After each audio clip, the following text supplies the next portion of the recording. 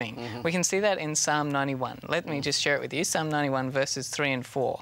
The Bible says, "The Lord will keep you safe from secret traps and deadly diseases.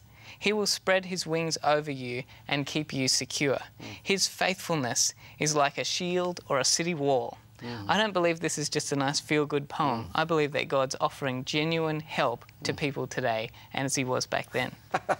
Now, Marie, of course, we've missed one of the plagues, haven't we? The sixth one. The sixth plague? Yeah. Well, we saved the best news till last. Okay. Yep, the great final battle, the Battle of Armageddon. Oh, okay. Of course, lots of people talk about the Battle of Armageddon, but it's actually a final battle between right and wrong. Okay.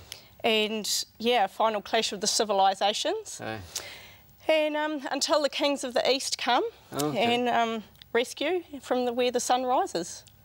Well, yeah, OK, thanks, Maria. That's fair enough. But here's a pretty good question. You know, kings from the East, the sunrise, a battle.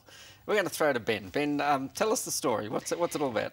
Well, you can see this is taking us again back to the Old Testament, this time to Daniel chapter 5. Oh, OK. This is where we see that God's people, the Israelites, had been taken into captivity by ancient Iraq. That's Babylon in those days.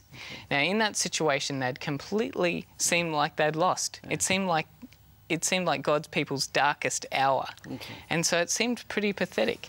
And in fact, in their home city, there was drunken parties going on. There's precious holy cups and things were being used in parties, and it seemed like a total disgrace for God's people at that time. Okay, but they were rescued. Yeah, and then at the darkest hour, in the worst position. Oh, okay, just like a good Hollywood movie. Right on. Okay. When all was at its worst, King Cyrus from somewhere else came through and in a secret night attack rescued the Israelites, took over the city and freed God's people so they could go back to their homeland. That's right. Look, he came from the sunrise and it was all over in one night. Rescued the people at their darkest, dimmest, most terrible point in their hour.